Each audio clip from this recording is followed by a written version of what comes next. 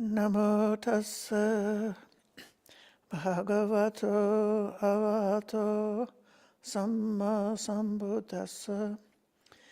Namo tassa bhagavato arahato samma sambuddhassa. Namo tassa bhagavato arahato samma sambuddhassa. Buddhang dhammang sanghang namasami.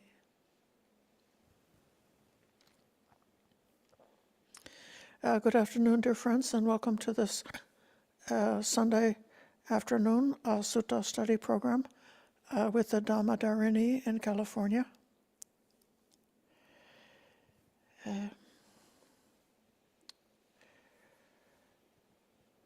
The theme I wanted to bring out for today was about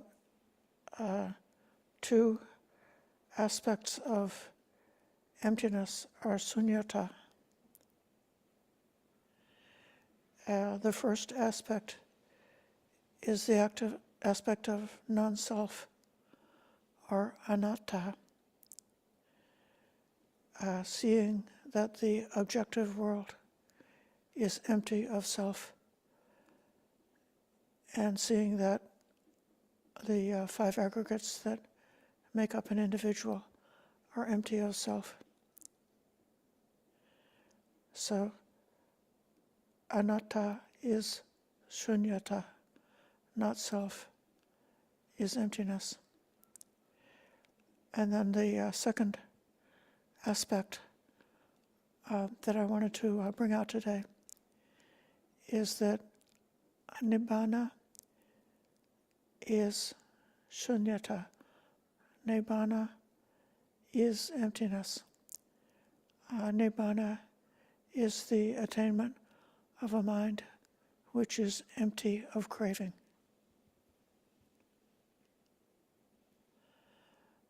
So I hope that would explain the selection of the two suttas that I have for you today. Without any more hesitation, I will open up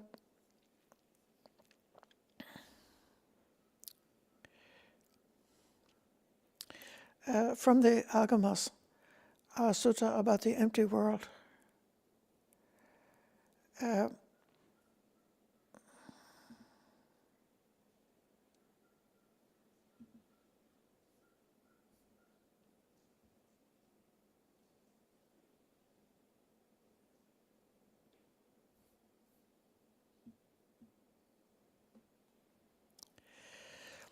At one time, the Buddha was staying at Jetavana, Anathapindika's park in Shravasti.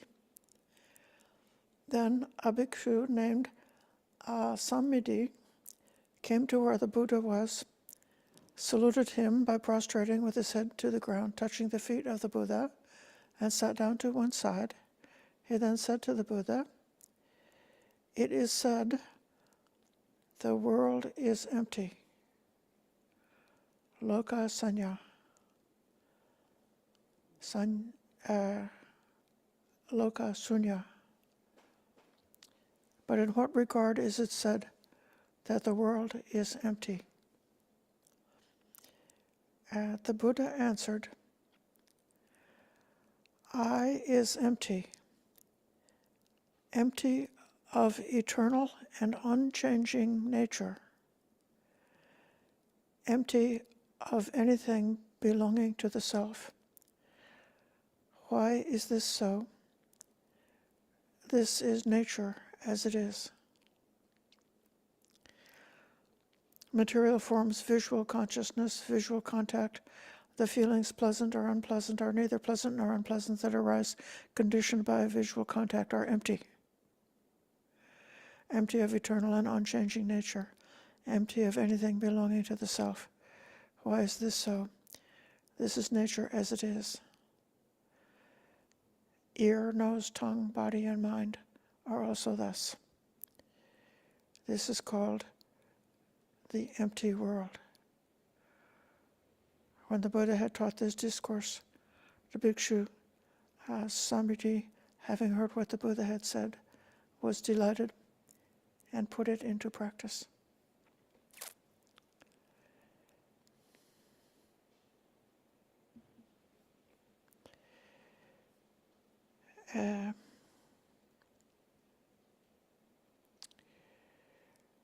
There's a sort of a parallel to the sutta, which is in the Pali canon.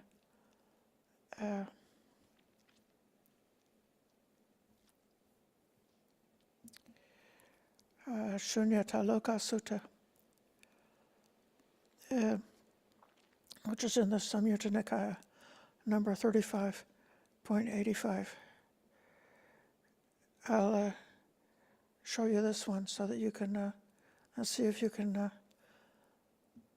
see which student is able to tell the difference between this one and that one.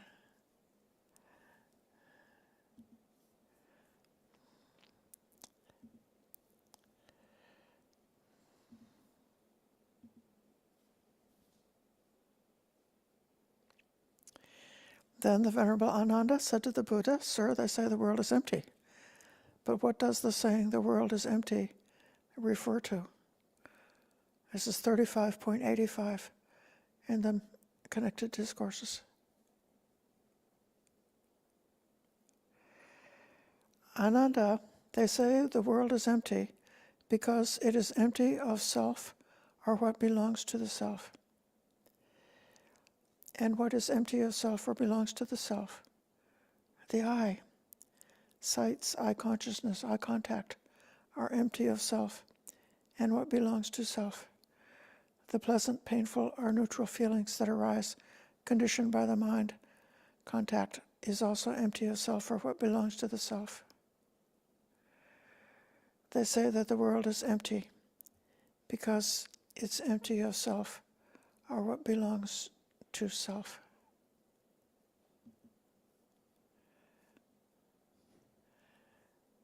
And the difference between the two? Did you notice?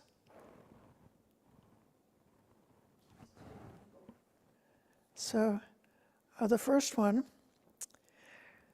had the eye as empty, empty of eternal and unchanging nature, empty of anything belonging to self. So that's the added thought, which I guess you could say is something that was emphasized in the later evolution of the Dhamma, that because of impermanence,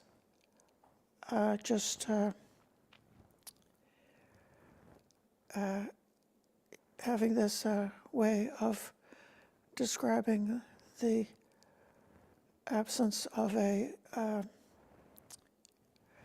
invisible essence residing within each kind of object that we possibly could experience.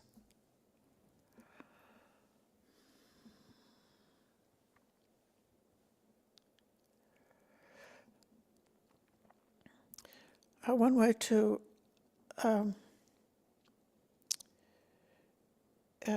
set up one's investigation to notice impermanence and selflessness together.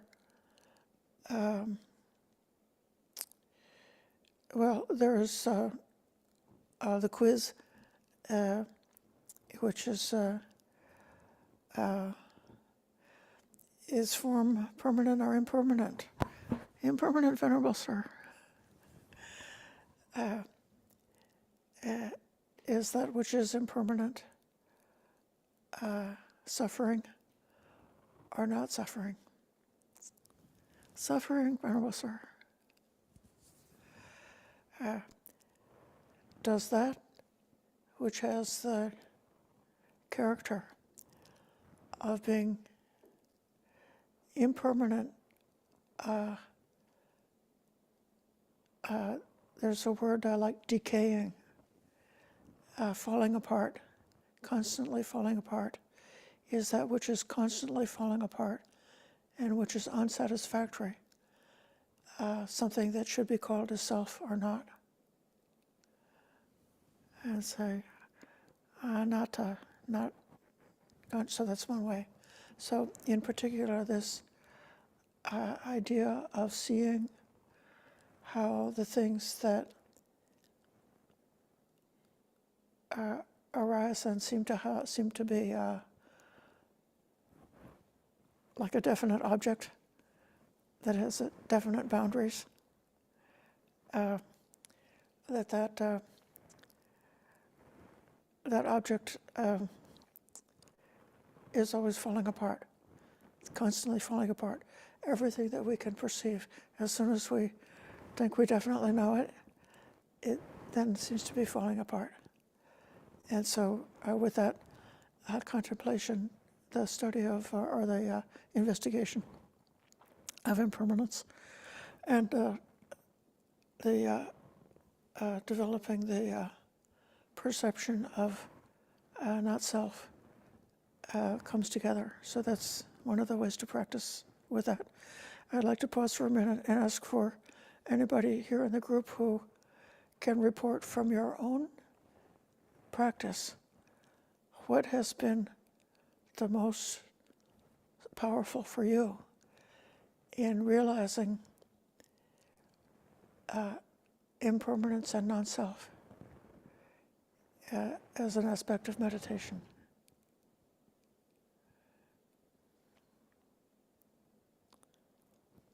Okay, I'll call on Damon. Okay, thank you. I had spent some time reading this beforehand, so it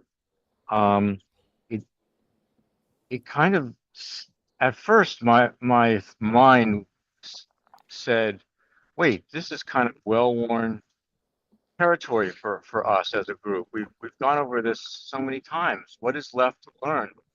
And then I noticed that, oh, this averse Vedana feeling of aversion to this is empty of self. It's not me. I don't know why it's arising. Sorry about that. Okay. Good, very good. The another aspect of this is on the unsatisfactory aspect of it, the unpleasant Vedana that you felt. Say, oh no, not self again. And then the arising, the part of dependent origination, which shows the arising of dukkha with the Vedana and the perception and the proliferation, everything following like that. That's also a very important way of seeing non-self. Not only that you see things that are impermanent, but that you see how it's just a series of conditions coming and going, piling up, piling up, piling up. Yeah, good. Thank you.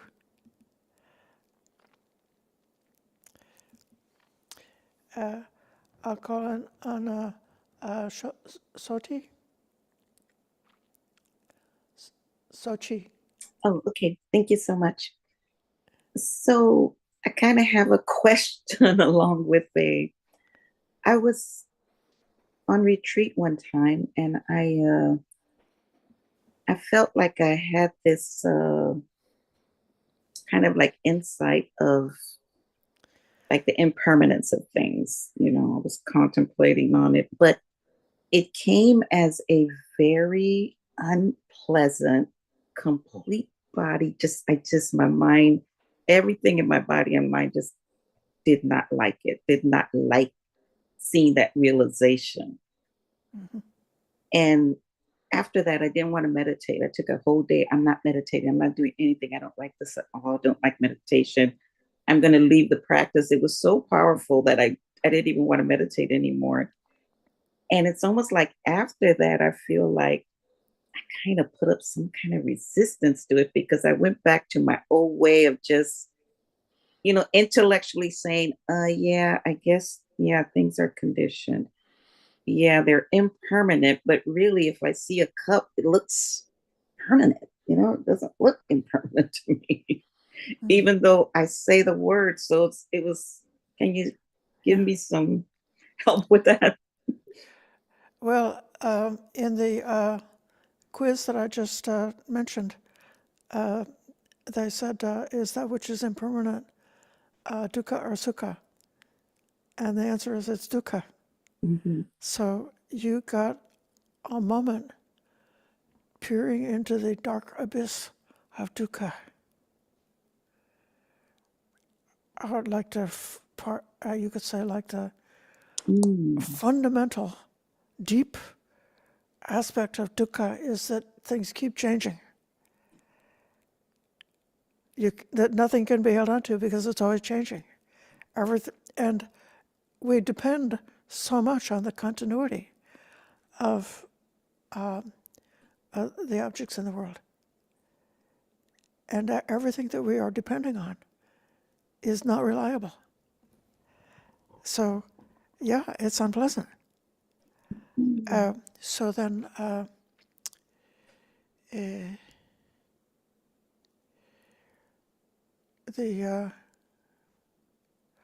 I hope that you would find the confidence in the practice or the opportunity to, again, on retreat or in meditation, go into that type of practice that brought you to the edge of the precipice of really having that direct seeing of that dukkha aspect of impermanence, and be willing to kind of like, even if it's like unpleasant, be willing to open up to that, because it's a really important, and it's a good sign that you saw that, because that means that you were not in denial at that moment. Yeah. Okay. Thank you. Thank you.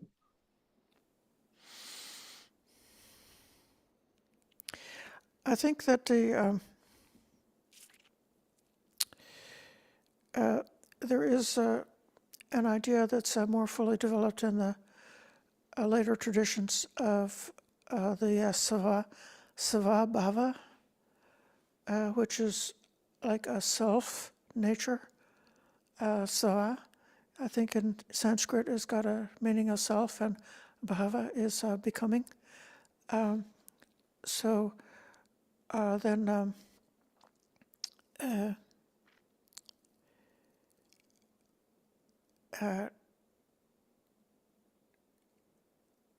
that could be taken in a wrong direction. Say, if you went into the direction of some Western philosophy that it was idealistic philosophy, you would have this belief that there was some kind of like a mysterious eternal essence, and that like a car has got the essence of carness, and that's what sort of brings together all the disparate parts of a car, come together into a coherent, cohesive whole, because somehow when all the pieces come together, then this essence has been realized. They had the idea that in some kind of like a immaterial realm, that there's a real existence of these essential essences of things, and that the actual world that we experience is sort of a corrupted, imperfect manifestation of realities that existed in this otherworldly space. I'm pretty sure that's not what the Mahayana brings, because the Mahayana is not. That's a very non-Buddhist way of taking it. And the Mahayana definitely saw the, a contingent, ever-changing, impermanent, and not the presence of an essence like that. But then there is like some essential qualities of the reality that we're able to experience, such that, for example, everything that arises must cease.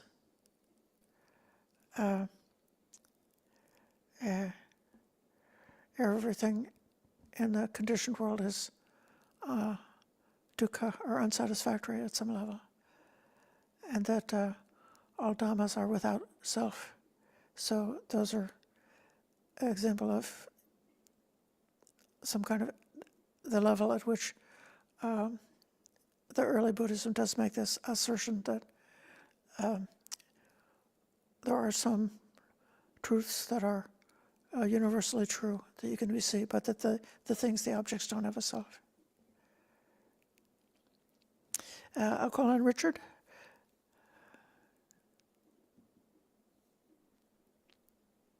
Thank you. I think it's important to note in the sutta that Buddha is not saying that there is no I. He's saying that it doesn't have the qualities that would allow it to be a self. So that's a little bit different, and that's why he talks about when you can achieve the going into the formless realms. He talks about the world of diversity. This is the world that, you got the different senses and stuff like that. As a matter of fact, he says the experience through the senses he calls the all. That's all you can know is through the senses in the world of diversity. So, and then the world of the formless realm is the world of unity. So I find it peculiar in the Mahayana that they have the idea, I think it's the Heart Sutra, form is emptiness and emptiness is form, like that. But I don't think they're explaining it in exactly the way that the Buddha is talking here. They're talking more of like a psychological way of looking at things, so that like a bodhisattva, you can still be involved in everything in the world, but you just kind of know it's not real as you go through your bodhisattva activities. Whereas Buddha is trying to get you to disengage from the world, knowing that it's not permanent and it's only going to lead to dukkha. And so he wants you to disengage from it until you disengage sufficiently that you no longer have any motivation to want to participate in it, outside of just, you're still here, you still have a body. I think there's something at the end of the sutta like that. Unfortunately, I don't have it in front of me, but he's talking about it, or it's the one with Sariputta, I can't remember. But so you still have a body. So Buddha says you try to live a life of without I can't think of the word, but it's like you don't cause yourself unnecessary suffering, but neither do you try to build up things to enjoy the world. Okay, you just lead a simple life until the life force extinguishes, on its own. And I think it's important to understand. The lady was talking about the cup. She saw the cup as permanent, sort of, in a certain way. Her mind kind of made her see like that. But with modern science, we know that it's all made of atoms and electrons and neutrons, and they're all kind of just constantly moving. We may look at a cup, right, and it looks very stable. Here's a pen, whatever. It looks very stable and everything. But in reality, the electrons are spinning around. The nucleus, at about 1/10 the speed of light. And even within the nucleus, those things are all like constantly bouncing at a very, very high speed. There's nothing there, that's not constantly moving, constantly changing at every second. It's just the limitation of our ability through our limited senses, to see that. If we could really see that, then we would see, oh yeah, right, everything is just constantly changing, just like the Buddha said. There's no permanence, in this realm of diversity based on the four elements. anyways, that's I all wonder, have to I'd say. like to Thank you ask very you a much. question. If you can Yes. recall, you have to look back to when you had the breakthrough of seeing impermanence in such a way that your worldview really was changed and transformed. What was the practice that enabled that breakthrough? Well, I was a Zen student and I was doing a koan practice. So I was repeating a koan in my meditation, in my mind, all the time. But a year before that, when I first went before the Roshi and we had this interaction, and I came in and did my bows. It was my first time as a koan student. And he looks at me and he says, "Oh, you must be this fellow." And he points to his desk. And there was an envelope there because you give a $20 donation. And it's kind of like the ancient idea that the student gives everything to the master, right? Because the master is going to teach them type thing. It's called an incense offering, I think is what they called it. And I saw the envelope and I just shook my head a little bit, yes. And then he said, "So what's your name?" I told my name. He says, "So what do you do?" I said, "I'm a computer programmer." And he says, "Oh, a computer programmer. Oh, that is very hard, very hard. You must be very smart, very smart." He said, "So you must understand this Zen very well." Now, I had been studying Zen with my mentor for about 4 years, and I read so many books over and over and over again. So I thought from a historical, classical idea that I understood Zen, but I knew I had no realization of it, or else, right?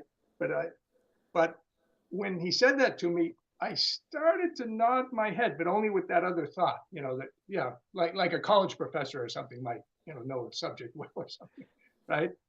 And as soon as I began to nod my head, I thought, well, if I understood Zen well, why would I have to go to a Zen master? And suddenly I knew that I didn't know anything, that when one is unenlightened, when one is in ignorance, one is completely in delusion. You're not partially in delusion. You are completely in delusion. So you can't know if you know anything whatsoever at all. And that stunned my mind completely, so that when he then gave me the first koan, I could not make any attempt whatsoever to answer that koan, because any attempt on my part would be based on my delusion. So it could not possibly be an enlightened insight into it. And that went on for a year like that, for a long time. And until I finally went on a week-long retreat, my first week-long retreat in Zen practice. And so I was focusing very, very hard. I literally thought before I went that I might die trying to do this. That was my frame of mind. I mean, it was a true feeling, because I'd never gone on a week-long meditation retreat. I could sit for up to 2 hours with no problems, but the idea of sitting a whole week, I wasn't sure if I, had the strength to do it, but I felt I had to do it at that point in time, even if it killed me.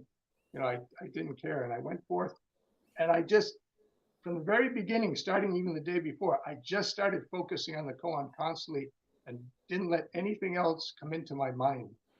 So just before my breakthrough, I had gone in for San Zen. It was about 3.5 days of the retreat. And when I gave him the koan, he asked me back, I literally collapsed in front of him and I said, this is the first time I ever said anything in a year. I said, I don't know. I was literally mentally exhausted. I don't know. And I just collapsed, psychologically collapsed. And suddenly he goes, what? If you come before a Zen master with an answer like that, he'll reach in his sleeve and take out a knife and he'll cut your ear off. And he had like a pointer, as a very beautiful stick, lacquered stick, kind of gnarly. I know exactly how to describe it, but with knots and stuff in it. And he raises it up over his head and he comes down like he's going to strike me with it. And he just stops here at my shoulder and just touches the shoulder. And when he did, an energetic shift. I wasn't afraid because I was so focused on meditation and everything. It didn't faze me. But suddenly, like a a shift of energy or something, like boom, you know, up and down my body. And my mind almost broke through. I can look back clearly now and see I almost broke through. And so when I went back to the Zendo, finished the meditation, and then we went for the lecture, when he was talking, he said, so going to discuss that week the 5 khandas, and that was the 4th day. It's the 4th khanda. And he says, in Zen, we explain these differently than ancient traditional Buddhism. He says, so when you reach the level of the 4th khanda, you begin to ask questions. Who am I? Where did I come from? You know, what is all this? And those kind of questions.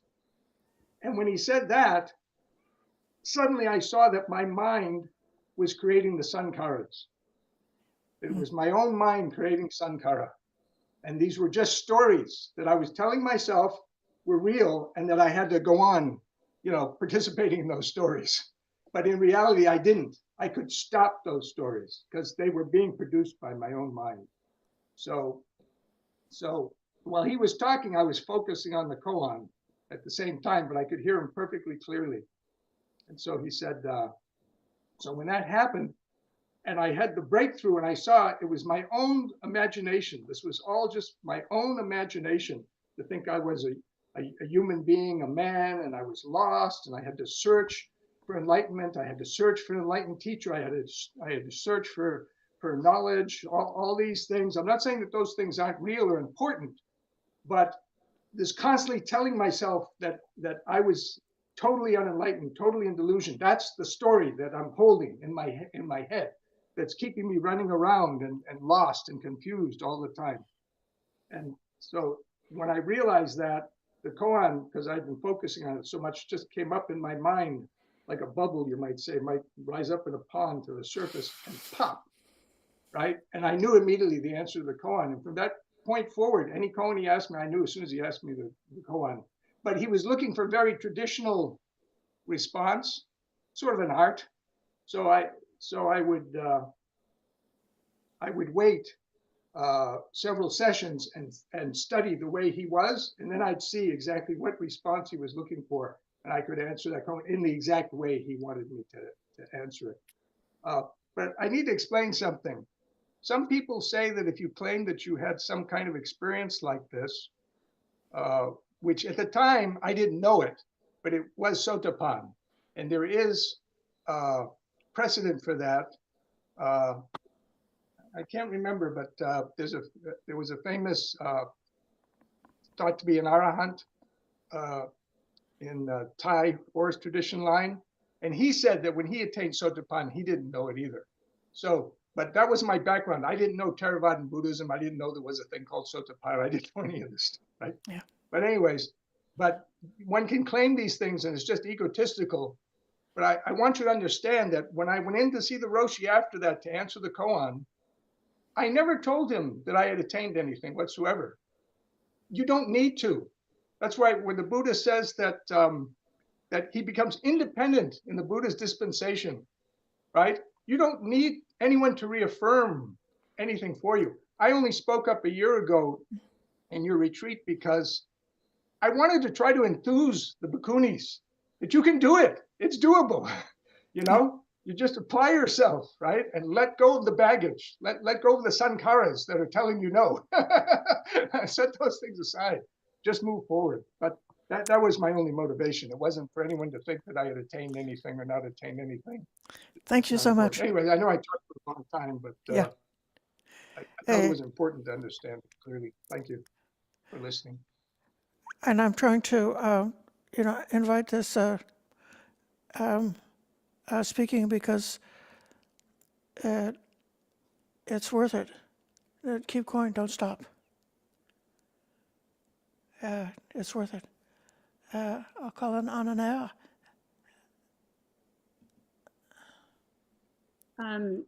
As far as impermanence, when I first realized it, I was on retreat. I'd been on retreat for a number of weeks by that point. But anyway, one morning when we were gathered for the morning I forget what they call it, but basically it was gathering in the morning, and there would be kind of a sort of a theme or whatever, or something to, to consider or whatever for the day or whatever, whatnot.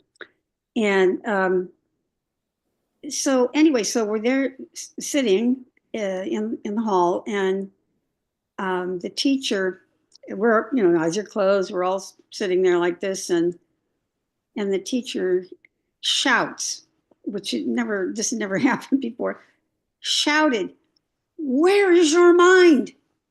Just about like that, just shout. And it was like one of those kind of a sort of like a Richard kind of thing. It was like, it just was so jarring or whatever. And I looked and I saw the thought, and then I saw in rapid succession each one like that after it. And I went, oh, wow, it really is impermanent. Each thing is a sequence. It's not even one whole, whatever. So anyway, so it was just like a really, it took, anyway, so I contemplated that for some time afterward.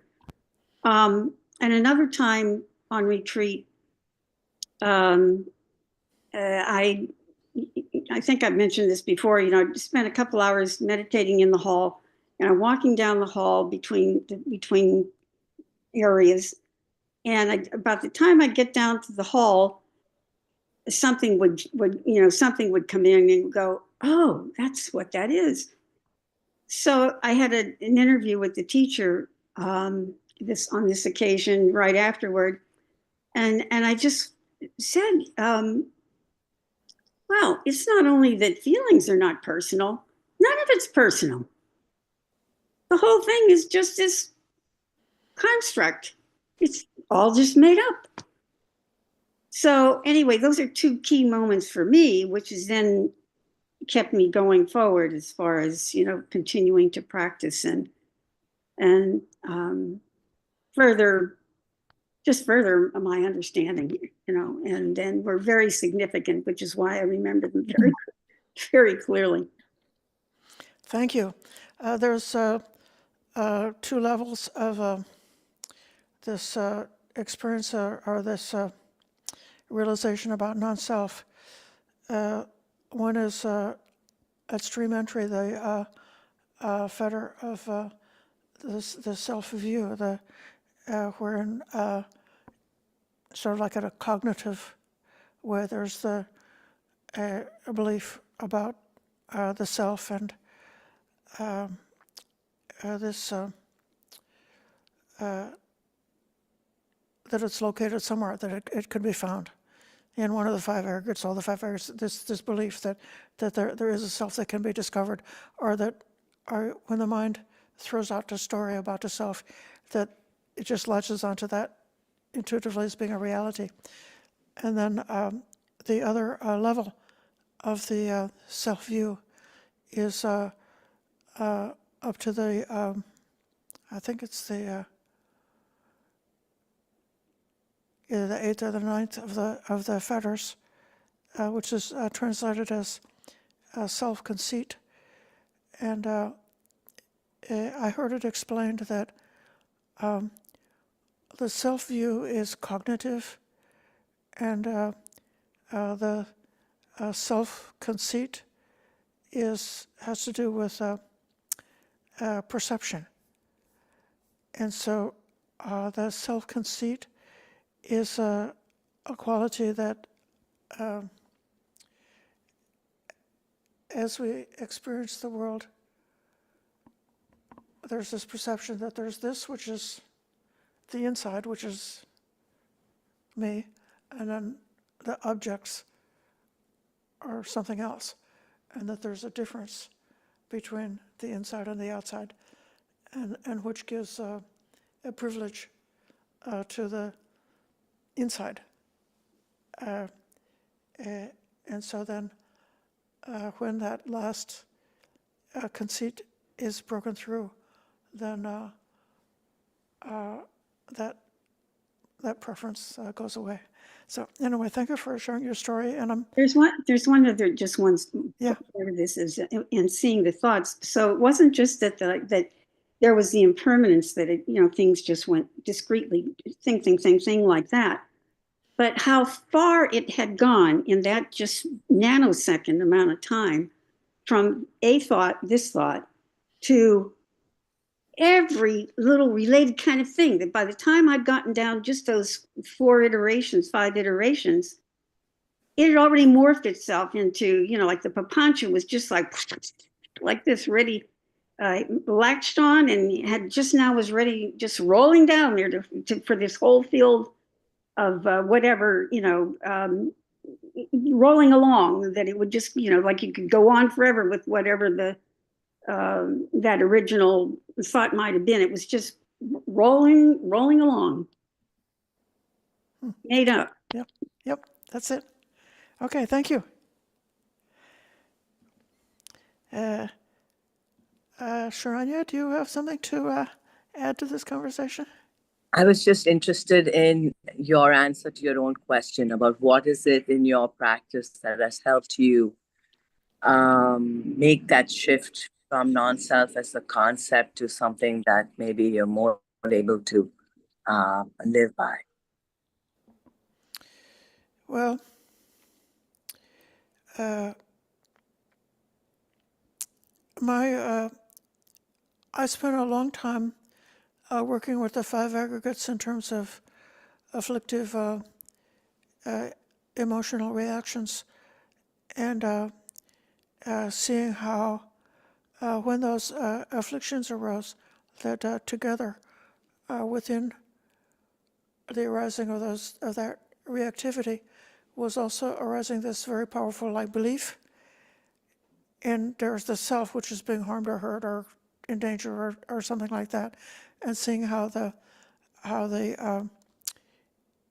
self view was so loaded with dukkha. I would say that the awareness of dukkha has been my golden key. The breakthrough of insight for me came because I just became so disgusted with the way this human mind operates. I just became disenchanted. And so then, as a result of that, when any kind of reaction that comes up, which ordinarily is like throwing up a self, I was like, I'm not afraid of dukkha. Dukkha doesn't bother me. I'm not surprised. I'm not disturbed. I'm not afraid. It's like, dukkha, I've seen you before. So what? And then because of that, then the power of this self creation. It may be that more recently I became interested in the past, and the way this mind creates stories about the past, and how those fabrications about the past are in some way defining something that we want to think about ourselves in the present moment. And so, and again, it's like with an atmosphere of being disillusioned. So, yeah, that's my answer. I just have a follow-up question, Aya. So while listening to everybody speak, and they were talking about how this is all a fabrication of the mind, I was thinking of a recent experience where I went back home and some of the old family dynamics came up, right, which has always been present. And I'm like, how can this be a fabrication of my mind? I see it, other people see it, so it really exists. Do you have a response to that?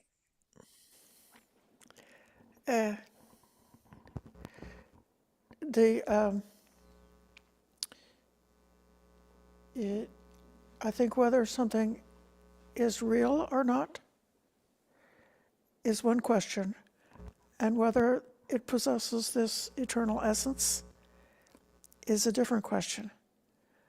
So I think that the phenomena, to me, there is a reality that's happening, but there's no essence, nothing permanent.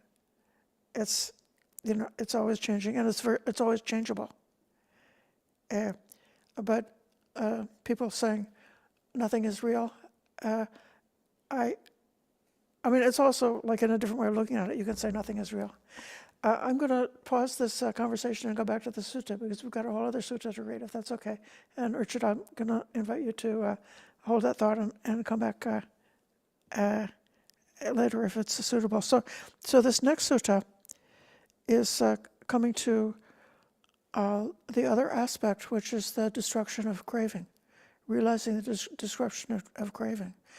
And the sutta is actually very practical in the practices that can take you in that direction.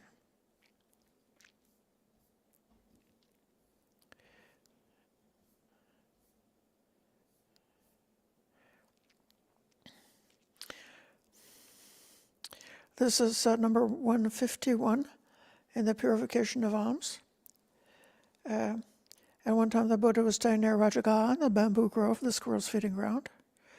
In the late afternoon, Sariputta came out of retreat and went to the Buddha. He bowed and sat down to one side. The Buddha said to him, Sariputta, your faculties are so very clear. Your complexion is pure and bright. What kind of meditation are you usually practicing these days? He said, Sir, I usually practice the meditation on emptiness, shunyata vihara. Shunyata vihara.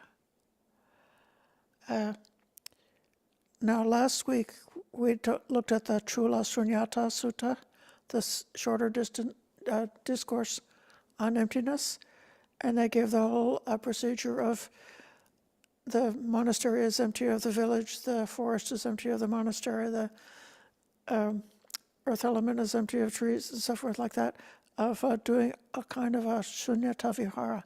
This sutta is pulling a different aspect of that practice. But this shunyata vihara, this is a meditation which is very calm, very stable, taking one to the immaterial level of meditation where the mind drops out from being connected to the five senses and so that's that description. Now here, see what they say about it in this sutta. Good, Sariputta. It seems you usually practice the meditation of a great man, for emptiness is the meditation of a great man. That's a Mahapurusha. Now, a mendicant might wish, may I usually practice the meditation on emptiness? Then they should reflect. Along the path that I went for alms, or in the place I wandered for alms, or along the path that I returned from alms, was there any desire, or greed, or hate, or delusion, or repulsion in my heart for sights known by the eye?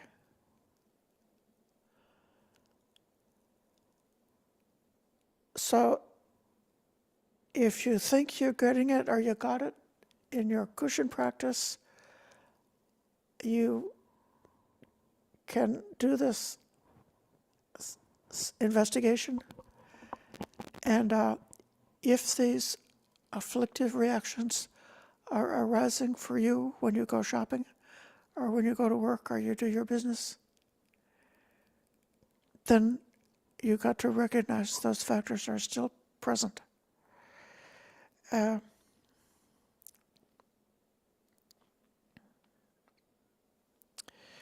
Desire is called chanda, that's wishing.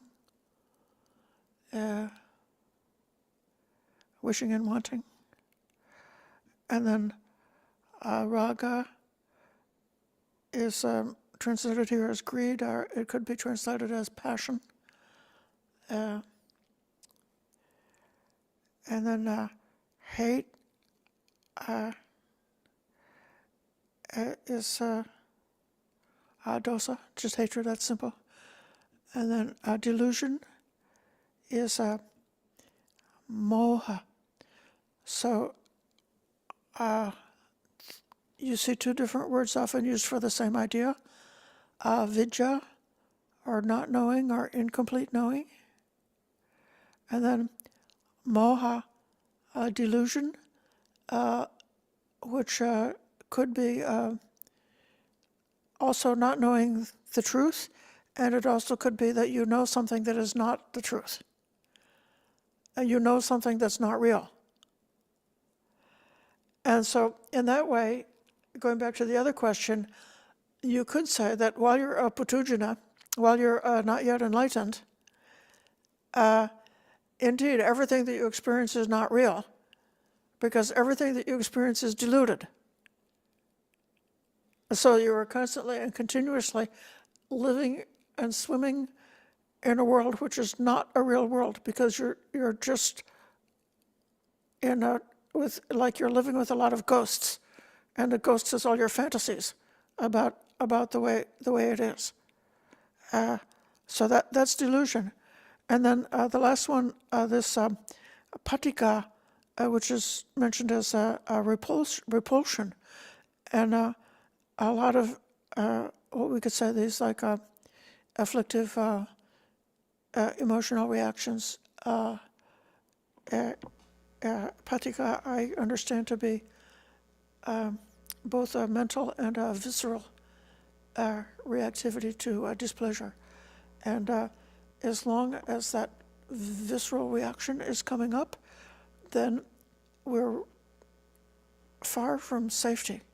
Because when that visceral reaction comes up, and then very quickly the mind throws up a sankhara, throws up a story, which is trying to defend those visceral reactions.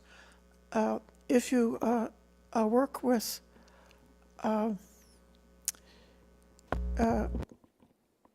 methodically allowing yourself to be exposed to unpleasant feeling and become unimpressed and not undisturbed by unpleasant feeling, as well as being unimpressed and not disturbed by pleasure,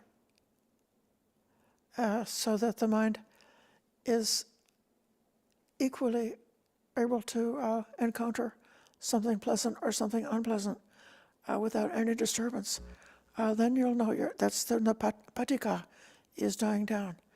And you can see this in the quality of the really great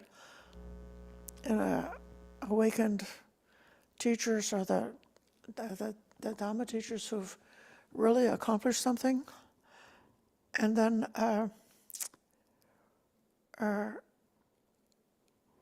they, the students misbehave, or they get insulted, or or something, or the monastery burns down, or any kind of like a disaster can happen, and that monk is just not disturbed, and that he's got the evenness of the response, so that the same kind of response, whether it be the projecting equanimity or projecting kindness or whatever, that it's free from this patika. So the person who actually has fully realized that there is no desire, nor greed, nor hate, nor delusion, nor repulsion in the heart for sights known by the eye, then you've really realized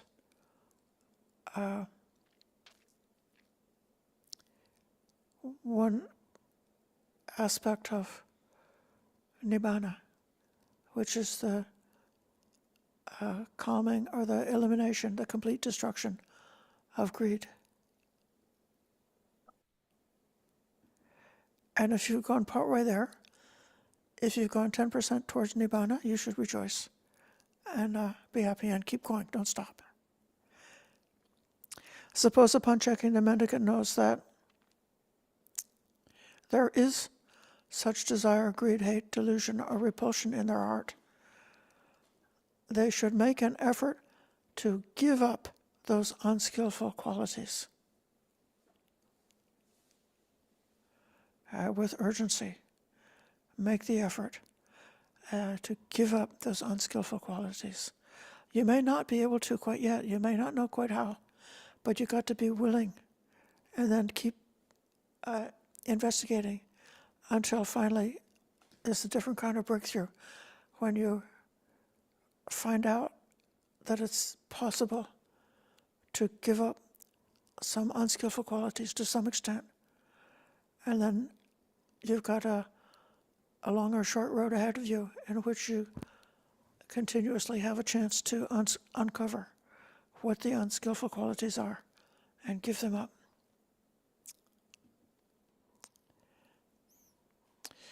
There's a question about grief for a loved one who has died. Well, this is a tough one for Buddhist teachers because it is very cruel to speak to somebody who's, especially when their grief is fresh, and say, well, that grief is unskillful and it's just because you were clinging to your dear one who passed away, or your situation that you loved. It's only because of clinging that you're feeling sad now. And if that it's like blameworthy to be experiencing grief. That's not quite the feeling. That grief is inevitable. It's part of this samsaric existence. And until we reach awakening, the mind is subjected to grief. So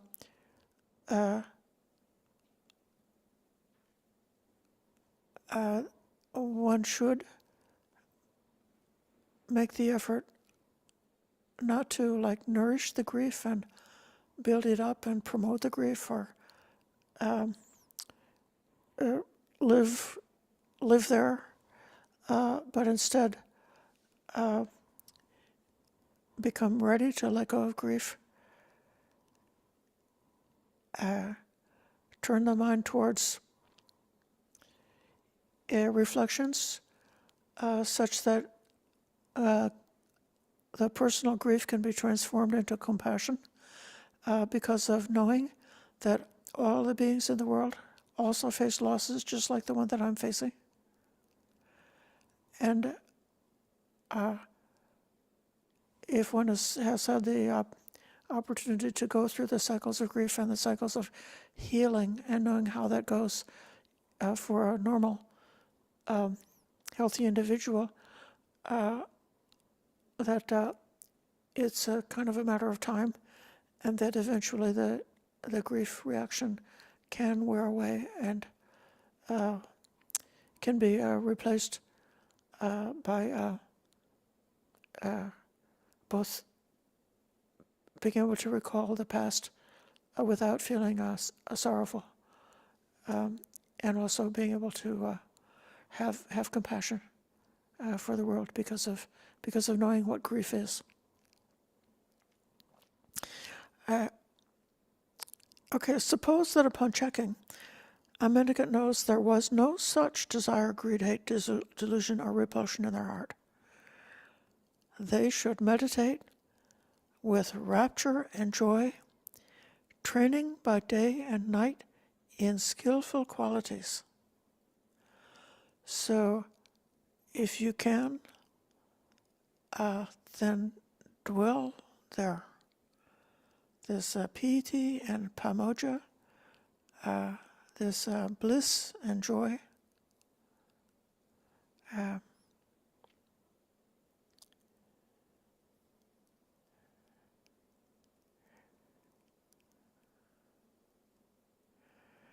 Furthermore, they should reflect while going out for alms regarding smells known by the nose, taste known by the tongue, touches known by the body, and ideas known by the mind. Suppose that upon checking, they see that these qualities, if they exist, make the effort to give it up. If they don't exist, they can practice, meditate with rapture and joy. Furthermore, they should reflect. And Bhante Sujata notes this part may be something that was added later on to this sutta. The self-examining. Oh, this is like a long list of different kinds of higher quality kilesas. So beyond the basic of greed, hatred, and delusion, there are these more subtle or something kinds of unskillful states. So the question is, have I given up the 5 kinds of sensual stimulation? That's a kama guna. So the metaphor is, there's several metaphors about kama. One is the turtle. So his head and the 4 legs are the 5 types of sensual stimulation. And so then when danger comes, the turtle goes inside. And so being able to go inside, then one gives up those states.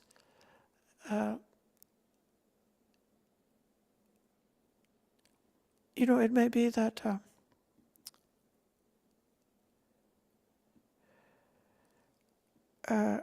a person could turn to sensual stimulation as a way of comforting themselves because of dukkha is so hard to face, so hard to bear.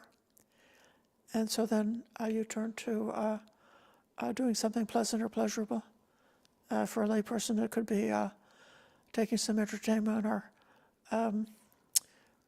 going to a bar or taking a substance or making love to your partner or something like that. That sensual pleasure is a way of temporarily taking a vacation from pain.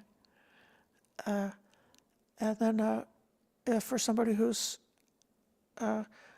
given up a lot of different kinds of entertainment and pleasure, even so the mind is still able to revert to states of daydreaming or fantasy or becoming obsessed with pleasant, pleasurable things. So if you still are attached to the 5 senses, make an effort to give it up. And then have they given up the 5 hindrances? If you still have them, make the effort to give them up. Have you completely understood the 5 grasping aggregates, the 5 khandhas? And if you haven't done so, make an effort. Have I developed the 4 kinds of mindfulness meditation? If you haven't done so, make an effort. Have I developed the 4 right efforts? That's the effort to prevent unwholesome states from arising, to abandon unwholesome states that have already arisen, to arouse wholesome states that have not yet arisen, and to cultivate, develop, and bring to the fullness of perfection those wholesome states that have arisen. And then the 4 bases of psychic power, which is and the 5 faculties. These are the 7 sets, the 5 powers, the 7 awakening factors, the Noble Eightfold Path. So all of those things ought to be developed. In particular, I'm going to say that sort of universally in early Buddhism, that the thing that should be developed is the Noble Eightfold Path. So I would say, just based on what is discussed the most frequently, what for most people is the most important to develop is Noble Eightfold Path, and then perhaps the 7 awakening factors and the abandoning of the hindrances. So I'm not really emphasizing this part of the sutta because it is the pattern that I gave at the beginning is the most important. Having fully developed a path, then there's a chance that one would have realized knowledge and freedom. That will be your awakening. So you should reflect, have I realized knowledge and freedom? Satchikata, satchi is the truth. Kata, have I made the truth? And vimutti is liberation, a release. If they've not yet realized them, make the effort. If you have realized them, meditate with rapture and joy, training by day and night in skillful qualities. So a fully enlightened arahant is not a trainee anymore, but they do continue with meditation. So the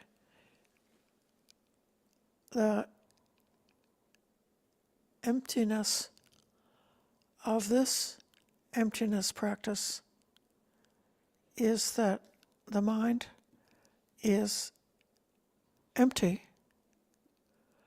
of unwholesome states.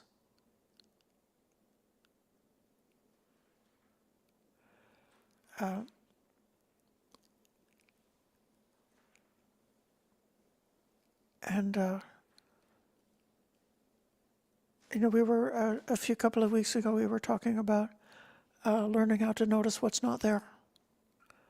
This is the emptiness meditation. Is noticing that the forest is empty of people, and that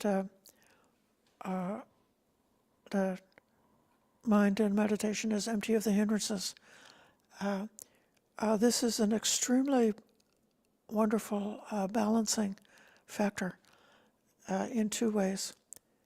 One way, Sid had mentioned it this morning, when the mind is focusing on what's present and one is mindfully experiencing, let's say, the arising of sensations in the body or the arising of thoughts or the arising of mental phenomena, it can be, a lot of work and effort to see this arising and cessation like one after another, like summary, like moments of contact with different kinds of a sense contact that's arising to awareness, and so then that continuous streaming along of phenomena that are passing by. It's very good to notice, but sometimes the mind just wants stillness. The mind wants emptiness. And so that which is not there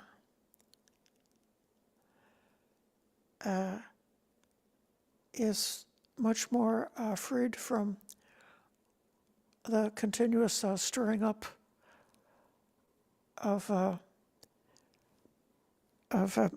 mental activity involved with seeing the arising, arising. And instead, like with the emptiness, the mind can experience more moments of stillness, simplicity, unification. And this is profoundly beneficial. It's just at the materialistic level, it's very healing for the brain to be in that state of stillness, so that if there's any negative or afflictive patterns, the pattern of how the mind is continuously spinning up those mental formations or spinning up those stories. The mind has been building, constructing, and it's like it almost becomes obsessive and can't stop. The mind can't stop fabricating. The mind just keeps going on and on fabricating.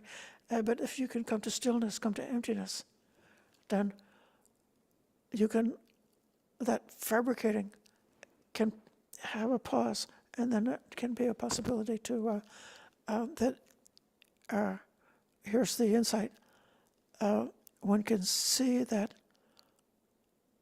these constant fabrications are not inevitable, that they're optional.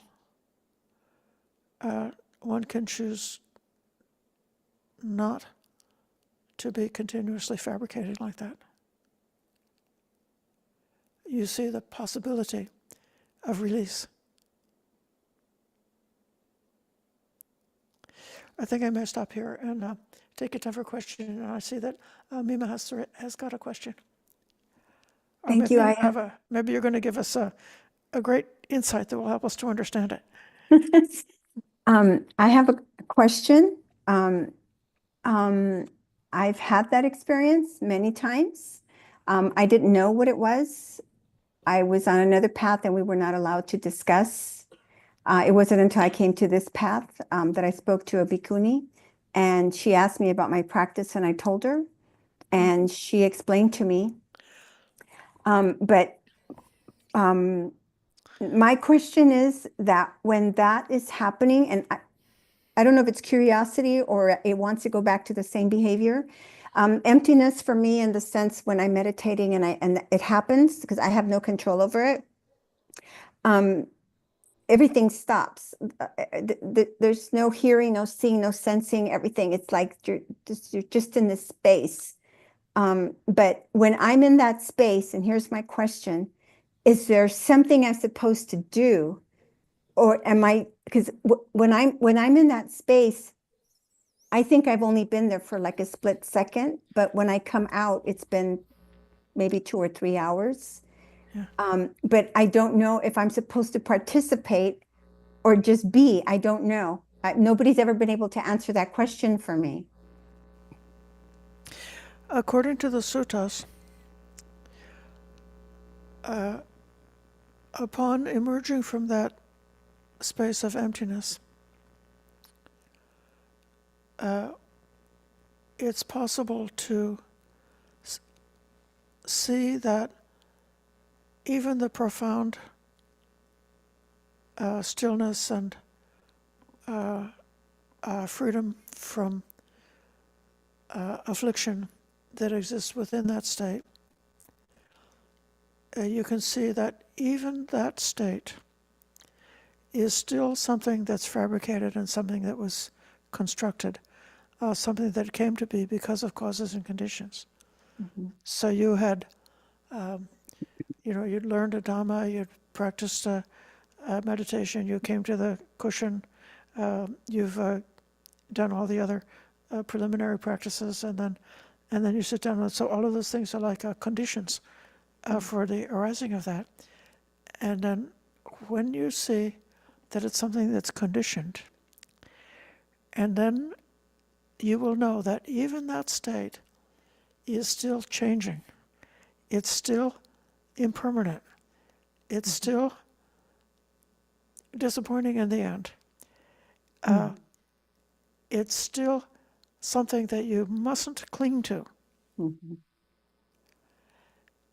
And then what it says in the sutta is standing on that turn towards nibbana. Mm. Mm. So Mm. there is kind of a very great opportunity on the boundary of those kinds of meditation on emptiness, the opportunity to let go of the attachment to this world of samsara, the opportunity for awakening. So while you're in that state, even though the mind is not involved in like discursive thinking, nevertheless you have awareness. And so it's like you're aware of awareness. So yes, do those practices, do those practices repeatedly, and try to set yourself up with right view or right insight, so that then you have a possibility to and I'll also say that I've heard different lessons from different teachers about whether that insight can happen within the meditation or whether that insight happens upon emerging from the meditation. Mm. But one way or the other, you have an opportunity for insight. So it's a question like, is this mine? Is it permanent or impermanent? And that's the answer to that. So Wow. good for you. Mm. I've been reflecting on this because I was on retreat and this was coming up for me. And so one of the things, I don't know why, I've had a really hard life. And the only thing my friend told me was I probably have something from a past life that's here showing up now. And so I just observe. I don't like, okay, because I don't understand. I don't have the knowledge. I don't have the language. It's just the experience I have. And that's why coming to be with you is so critical for me at this point. Right. Do you read the suttas? I don't even have that. I was looking it up the other day. No. Well, you could visit Sutta Central. Okay. And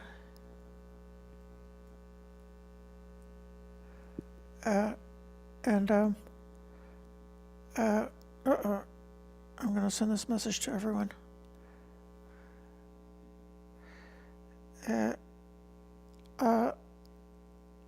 Sutta Central is a site that's very well organized, and they've got everything. It's in a certain way, it's like too much.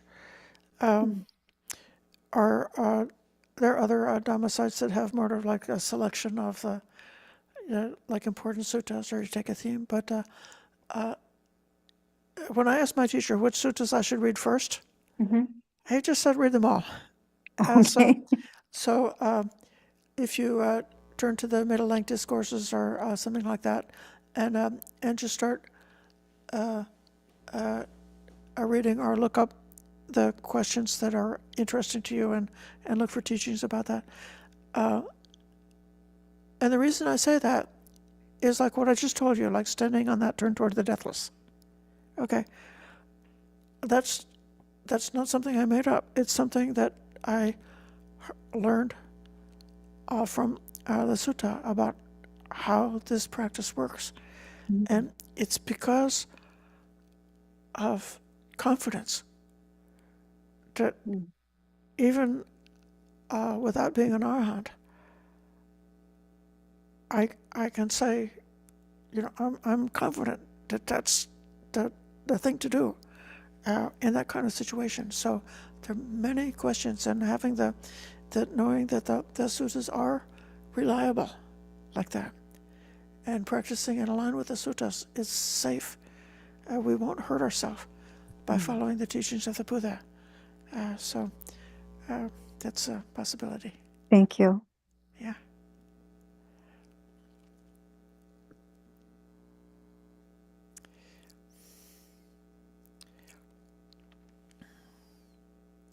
I see some questions in the chat regarding grief.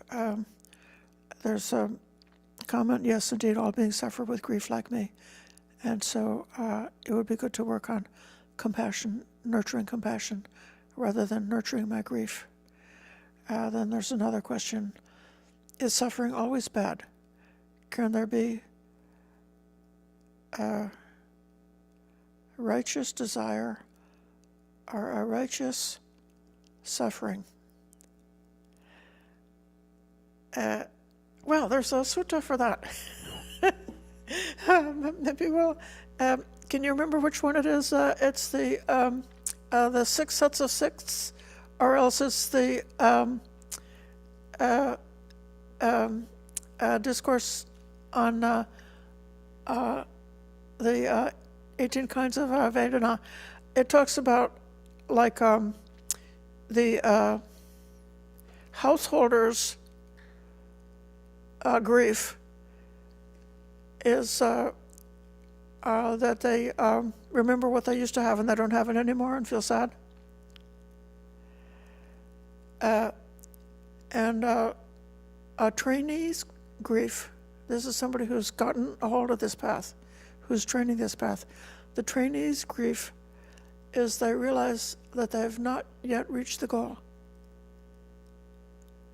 And so that dukkha arising from that motivates them to practice and make the effort. And the householder's desire is wanting to keep the pleasures that they have. And the trainee's desire is, I think it's like wanting to let go.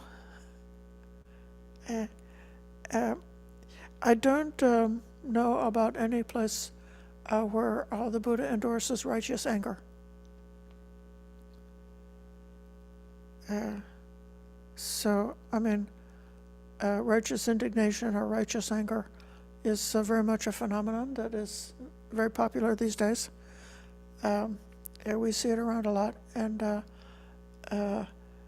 it's really good to develop our loving kindness practice and to radiate loving kindness in all directions so that we can just have a really strong wish that all those people who are choosing anger would be able to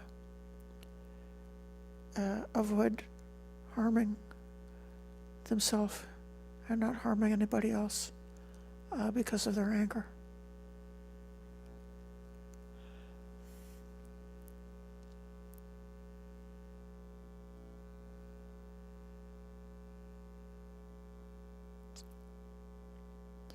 If you see the danger in anger, you know, it's sort of like most of us have got a point, like we're patient up to a certain point, but not beyond that. So we can tolerate this and this and this and this and this. And then finally, you know, something happens, say, well, that's too much. I can't tolerate that. You've crossed the boundary there. So if that's happening for you, that's not the real patience that the Buddha endorses. And that's like the edge of your practice. That's where you got the opportunity to say, here's where I've got to do the work. So please, I invite you to do your job, do these reflections, continue with this practice. And this may be enough for today. I think we came up to 2:30, so we've used the time. Thank you, everybody, for your listening and for your good practice, your good efforts. And I hope that listening to the teaching of the Buddha lifts you up and makes you feel motivated to keep on going, don't stop. Thank you so much. Araham Samma Sambuddha Bhagava Buddhang Bhagavantang Abhivademi Svakato Bhagavata Dhammo Dhamman namasami. Supartipando bhagavato savaka sangho sangham namami.